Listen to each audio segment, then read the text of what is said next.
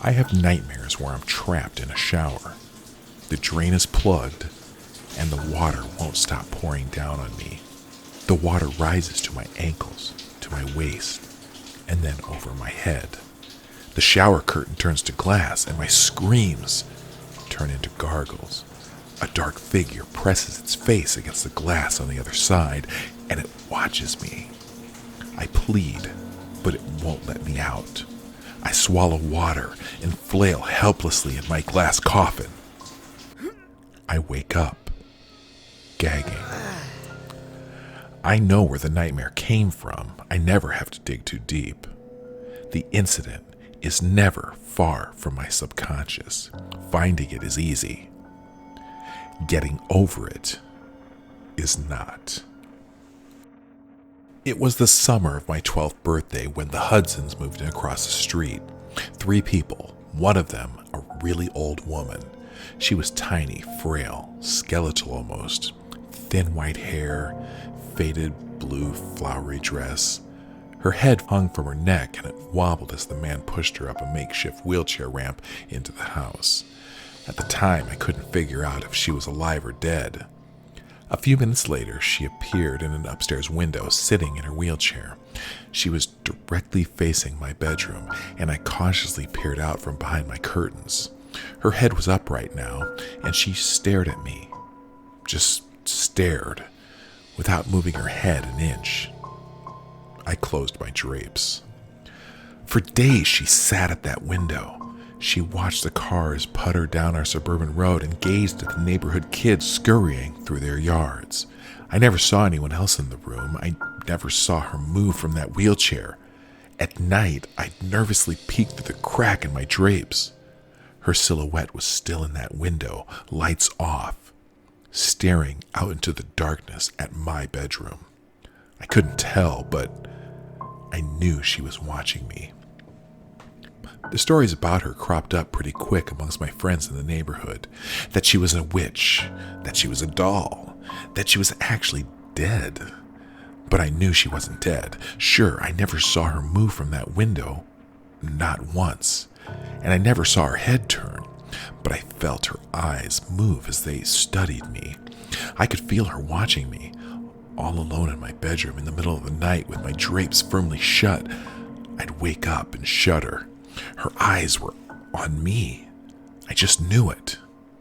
I began sleeping on the floor. The lower I was, the better. Maybe she couldn't see me if I was on the floor. I told my parents that the old woman across the street was creeping me out. I pleaded with them to talk to the Hudsons and asked them to move her to another room, one without a window. They laughed and told me to let her live out her twilight years in peace. She was just watching the street, they said. And that probably made her feel happy and feel younger. Are you just going to stick me in a windowless room when I'm an old lady? My mom laughed. Remind me to move in with your sister when I'm in a wheelchair. A week later, there was some commotion at the Hudsons. I watched from my bedroom window as the man ran out of the house and opened up the double doors of his van. He jogged inside, and he reappeared minutes later, pushing the old woman in her wheelchair down the ramp. She looked frailer than before. She couldn't have weighed more than 70 pounds. Her head was flung to the side, resting on her right shoulder. Her body jostled in the wheelchair, but her eyes never left me, watched me the whole time. The man picked her up and placed her in the car. He folded the wheelchair and stuffed it in the trunk. Then he quickly jumped into the driver's seat. The younger woman pounced into the passenger seat, and the man put his foot on the pedal. The old woman's limp head still faced me. It bobbed up and down as the van reversed down the driveway. I studied her face. It was expressionless, emotionless. Her tongue slightly hung from the right side of her mouth, but her eyes were on mine, and they stayed on me. The van accelerated down the street, and it was gone. My parents heard the news that afternoon from our other neighbors. The old woman's condition was getting worse, and the Hudsons had taken her to some sort of home. She wouldn't be coming back. I went straight to my bedroom and looked across the street, and I smiled. Her window was finally empty. The Hudson didn't come back the next day, no van. That night, I looked out towards the old woman's window.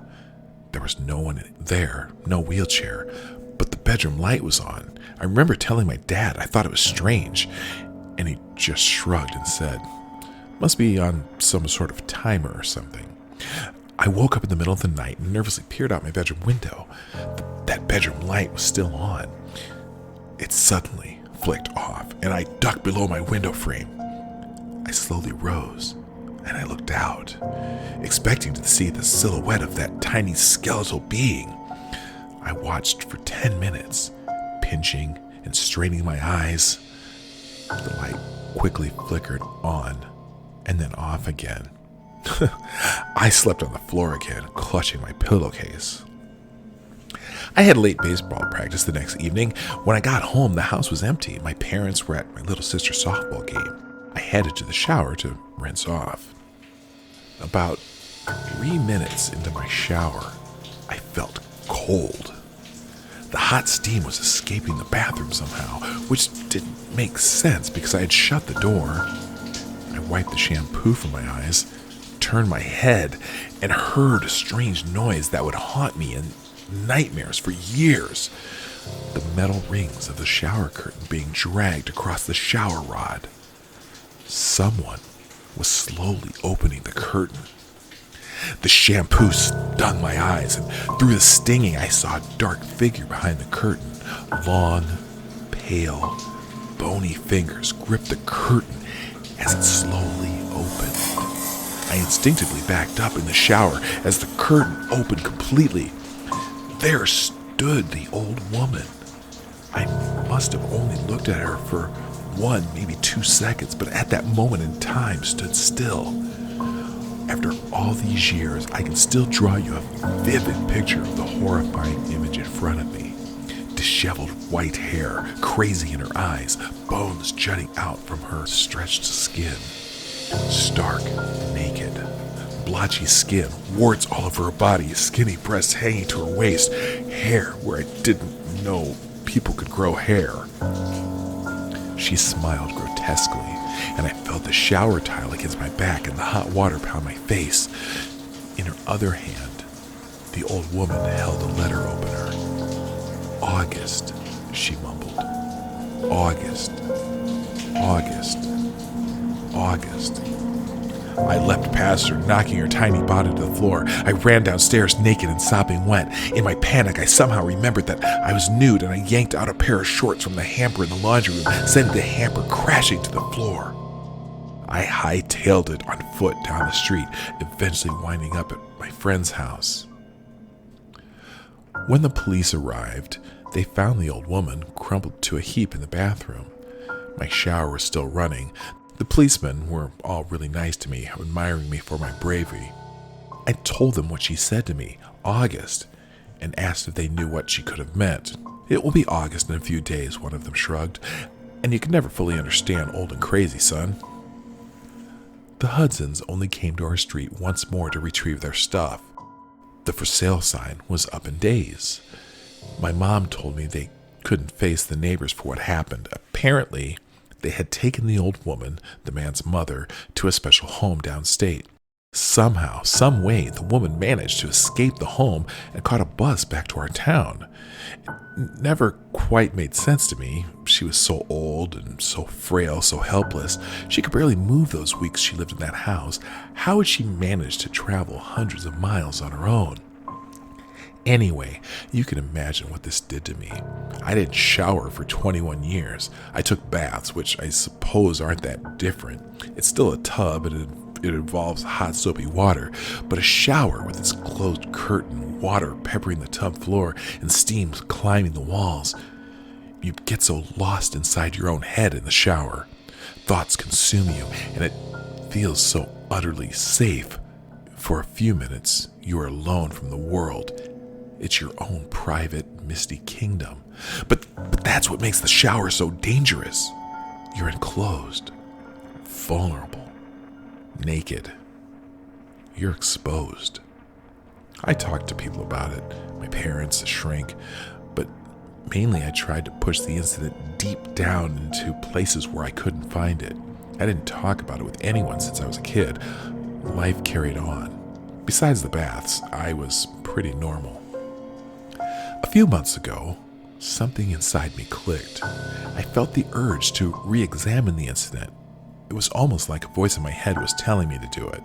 My head wanted closure. I spent hours online one night trying to track down any information on the Hudsons and the old woman.